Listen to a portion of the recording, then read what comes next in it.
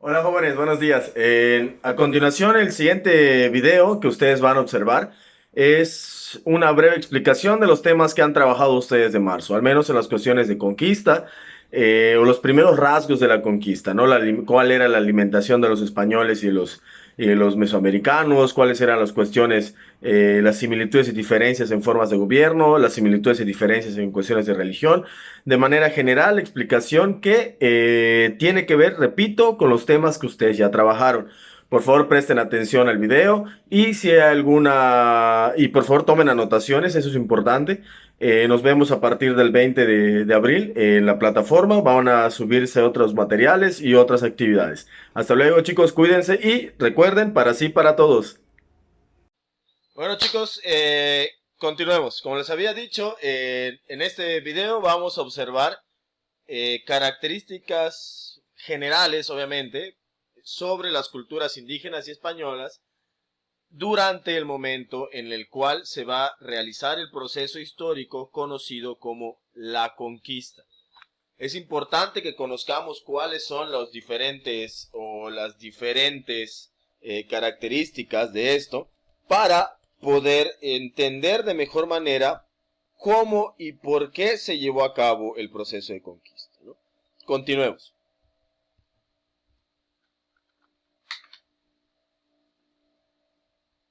Bueno, vamos a hablar en términos generales de la conquista. Como ya les he mencionado, la conquista es un proceso histórico donde, en el cual la civilización española se dice que colonizó, sometió a los pueblos mesoamericanos conocidos lo que actualmente conocemos como Mesoamérica, o se le ha dado el nombre de Mesoamérica, que es nuestro México contemporáneo, ¿no? Bueno, sigamos. La conquista de Mesoamérica debemos de tener en cuenta que no fue igual en todas las regiones. Cuando ustedes hicieron la investigación sobre la conquista de Tenochtitlán y la conquista de Yucatán, pudieron haber notado que no se dio de igual manera, y esto va a suceder en toda Mesoamérica. ¿Sí? En todos los lugares que los españoles llegaron a conquistar y colonizar, pues se va a dar o se dio de manera diferente. Por lo tanto, entendemos que la conquista mesoamericana o la conquista de Mesoamérica no fue igual en todas las regiones. Segundo, cuando los españoles llegan a Mesoamérica, sobre todo en la parte central de Mesoamérica, donde se va a encontrar Tenochtitlán al mando de los mexicas, se habla que se dio o que existía lo que conocemos como guerras mesoamericanas, es decir, las civilizaciones mesoamericanas en estos momentos se encontraban en un conflicto armado por la obtención de territorios y obviamente la obtención de recursos en estos territorios. Los españoles lo que van a hacer es llegar al territorio actualmente mexicano y se van a anexar a estas guerras mesoamericanas. No van a llegar en un proceso de paz, en un proceso de calma, no. Cuando llegan hay una serie de conflictos por los recursos de la región y los españoles se anexan a estas guerras mesoamericanas y aprovechan estos conflictos para llevar a cabo el proceso de conquista.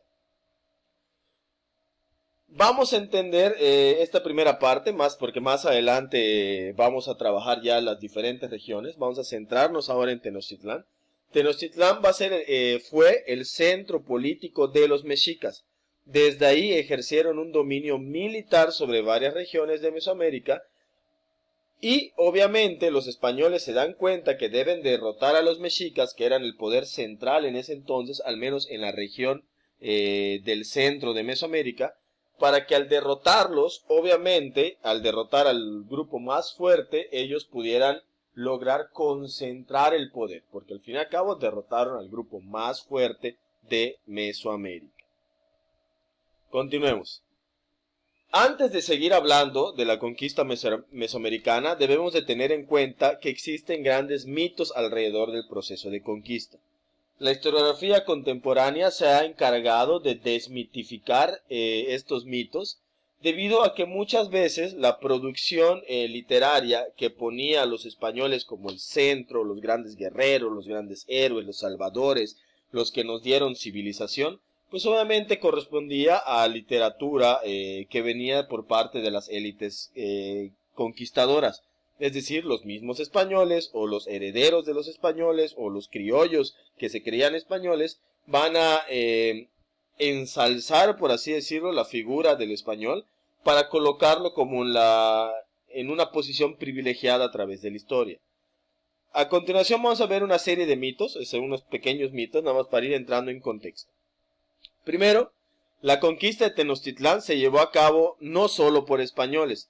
Van a intervenir o intervinieron indígenas mesoamericanos, como van a ser en este caso los tlaxcaltecas y otras tribus que estaban sometidas por los mexicas, españoles y afrodescendientes o esclavos africanos, como quieran llamarse. Yo prefiero llamarles afrodescendientes, que van a ser traídos por los españoles. Es decir, los españoles por sí solos no hubiesen podido conquistar y derrotar a Tenochtitlán.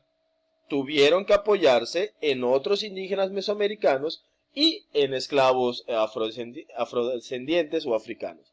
En este caso es muy importante recalcar que los indígenas mesoamericanos que apoyan a los españoles pues no tenían intenciones de conquistar y someter a Tenochtitlán. Ellos nada más estaban peleando por los recursos y el derecho de propiedad de sus tierras. Una vez que derrotaron a los mexicas, regresaron como si nada a sus territorios. ¿Por qué? Porque al fin y al cabo ellos no buscaban el sometimiento del pueblo mexica. Dos, los españoles no fueron vistos como dioses. Es parte de una construcción para poner en lo más alto de la cúspide de los españoles. Moctezuma, si bien no atacó a los españoles, él no los veía como dioses. Él solamente sintió curiosidad por estos individuos, quiénes eran, qué hacían acá. Fue hospitalario, eso sí, pero no los veía como dioses. Tercero, los españoles no eran como nos los describen. Normalmente nos pintan al español que llegó a conquistar con sus grandes armaduras, sus cañones, sus armas de fuego, todo.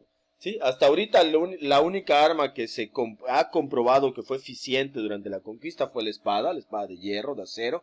Obviamente esto sí es entendible. Pero de eso ahí que portaran grandes armaduras y cañones, no lo fue. Sobre todo por el terreno al cual estaban llegando. No era un terreno conocido. Y por último, el mayor mito de todos, la Malinche no traicionó a México. La Malinche fue una esclava que fue vendida a Hernán Cortés, fue una esclava que fue intercambiada como mercancía, ¿sí? Y obviamente no traicionó a México porque en esos momentos no existía México. Por lo tanto, no puedes traicionar a un país que ni siquiera existe. Hay que irnos quitando el mito de que la Malinche es una sujeto histórica,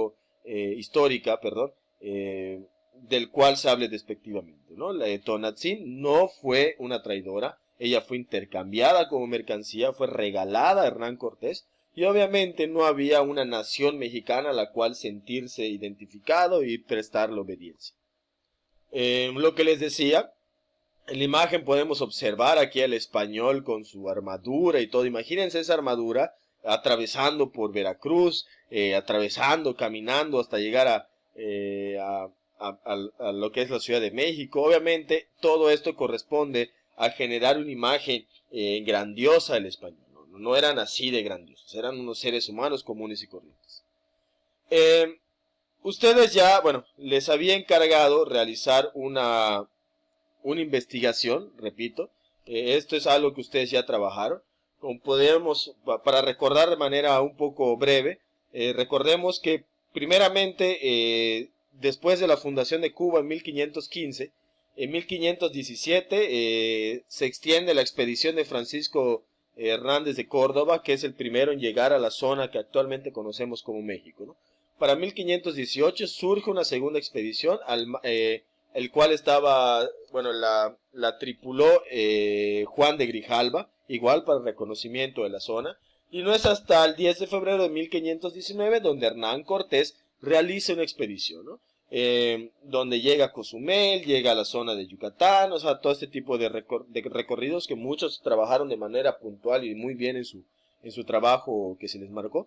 Y para el 10 de julio de 1519 se funda la Villa Rica de la Veracruz, hoy conocido como el Estado de Veracruz. Y en agosto, el 16 de agosto de 1519 marcha hacia lo que es Tenochtitlán, ¿no? Y van sucediendo una serie de procesos, una serie de eventos, que como ya sabemos, nos vamos hasta mayo, al 10 de mayo de 1521, donde inicia este famoso sitio a Tenochtitlán, y para el 13 de agosto de 1521, se da la caída de Tenochtitlán. Sí, es un proceso de conquista muy diferente al que se va a dar, por ejemplo, en Yucatán, que fueron 3 intentos de conquista, que fue durante muchos años. De hecho, parte de la historiografía contemporánea sigue diciendo que no hubo una conquista plena de Yucatán o total de Yucatán. Se conquistó lo que conocemos como Mérida y Campeche, pero hasta ahí. Pero todavía se sigue debatiendo. Pero lo que debemos de tener en cuenta es que la conquista de México es un proceso, no es algo que fue rápido. Si bien es algo que duró alrededor de 2 años, tuvo que ser a través de diversas atenuantes, las cuales ya se mencionaron con anterioridad. Continuemos. La alimentación entre españoles e indígenas. Bueno, la alimentación en una sociedad es el reflejo de una serie de características culturales. La forma en la que se producen, elaboran, consumen los alimentos está ligada a costumbres y tradiciones. Esto lo hemos visto y lo hemos mencionado muchas veces en clase. Las diferencias de alimentación entre indígenas y españoles estaba determinada para la disponibilidad de recursos en cada continente. Y sí, nosotros no podemos consumir recursos que no existan en nuestro continente o que no nos lleguen a nuestro continente. Es una constante. Trigo, azúcar, arroz, vacas, cerdos y pollos van a ser traídos por españoles porque eran productos que se consumían en el continente europeo. Por otra parte, en el continente americano, precisamente en Mesoamérica, se consumía guajolote, aves pequeñas, venado, roedores, pescados, insectos. Obviamente, ¿por qué? Porque estaban presentes en nuestro territorio.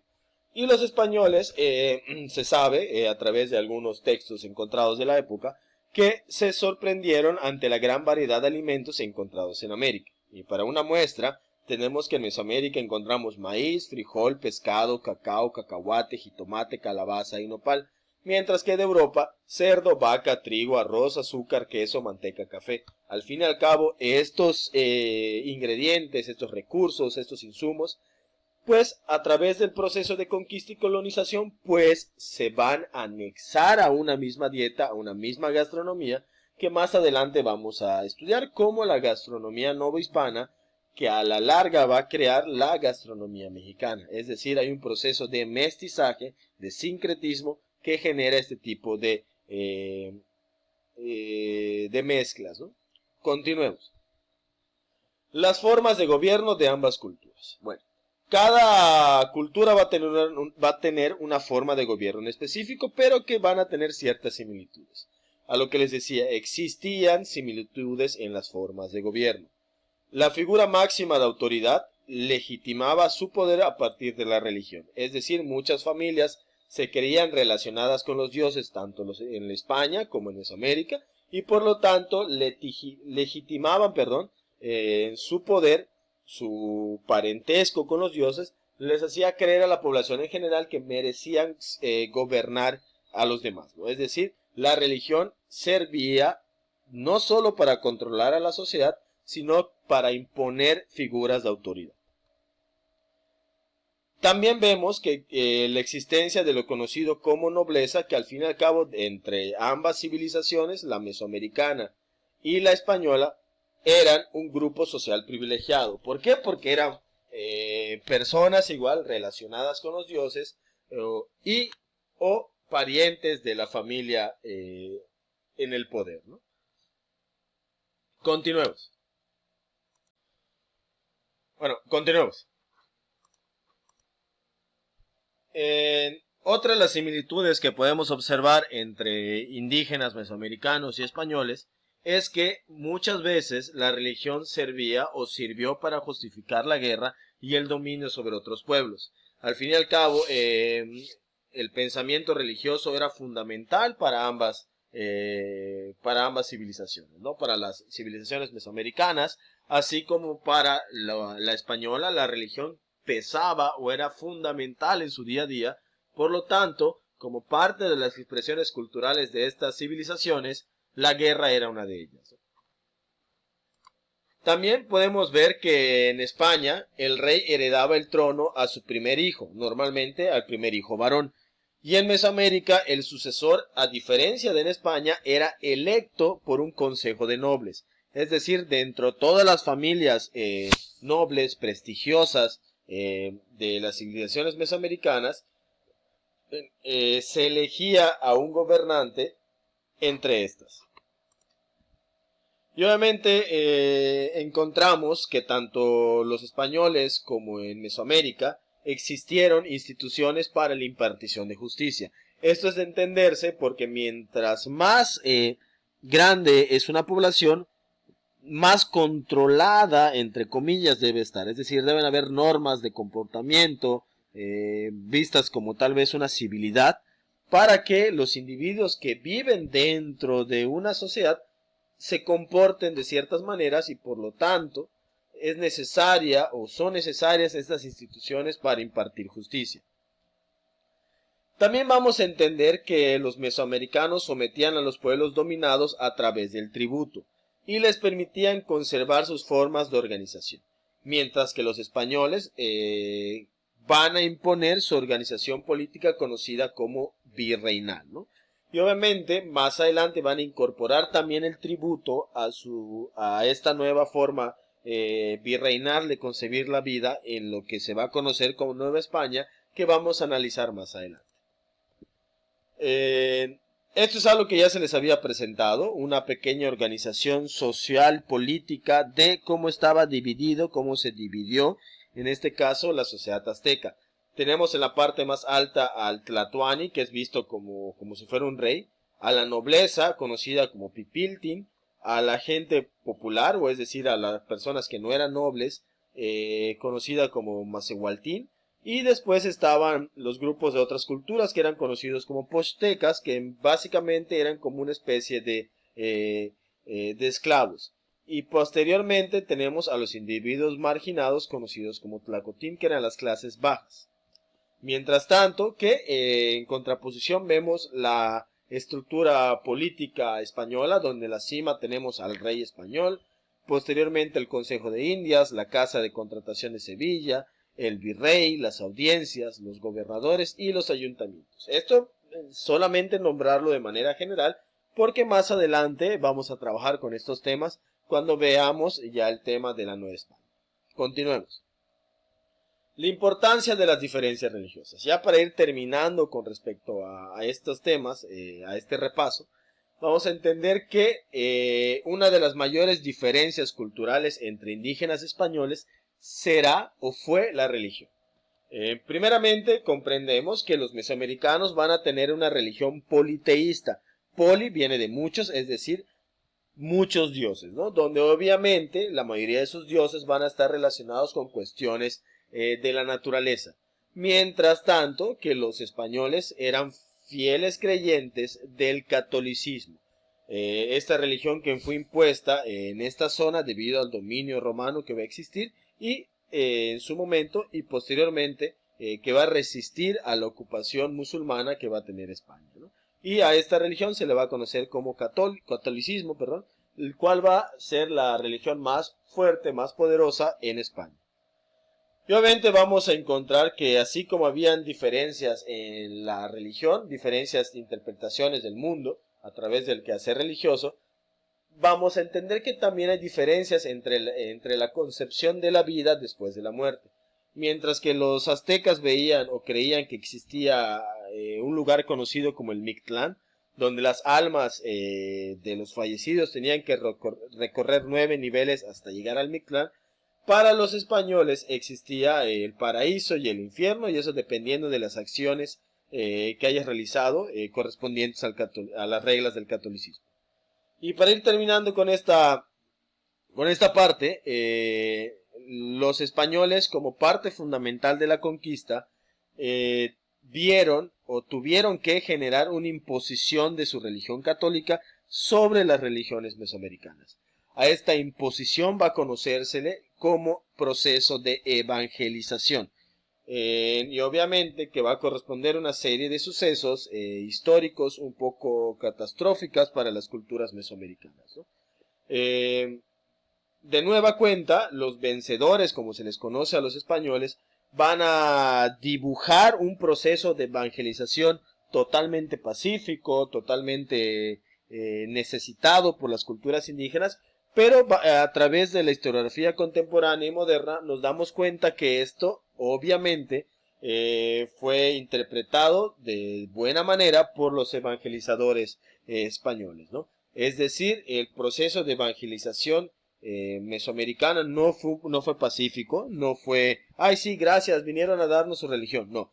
Fue un proceso por el cual hubo un sometimiento ideológico y hasta cierto punto militar por parte de los evangelizadores hacia los grupos indígenas. Se destruyeron ídolos, se destruyeron templos, se asesinó a indígenas que no estaban dispuestos a profesar la religión católica. Obviamente no todo fue llevado a cabo por los españoles. Ya se sabe que hubieron muchos indígenas convertidos al catolicismo que participaron en esta serie de acciones violentas, beligerantes hacia los practicantes de religiones mesoamericanas, ¿no? Y obviamente, de nueva cuenta, se nos pinta a los españoles como estas personas buenas que nos trajeron civilización, que nos salvaron de la barbarie, cuando en realidad no fue de esa manera, ¿no? Hay que ir desmitificando poco a poco la historia, y esto se hace a través de la lectura, a través del estudio. Y jóvenes, sería todo por hoy. Por favor, les recuerdo, tomen apuntes, vuelvan a ver si el video si no lo entendieron, tomen apuntes, es muy importante. Y no lo olviden, para sí, para todos, nos vemos el 20 de abril en la plataforma con nuevas actividades, nuevos videos y demás. Cuídense mucho, quédense en casa, no lo olviden.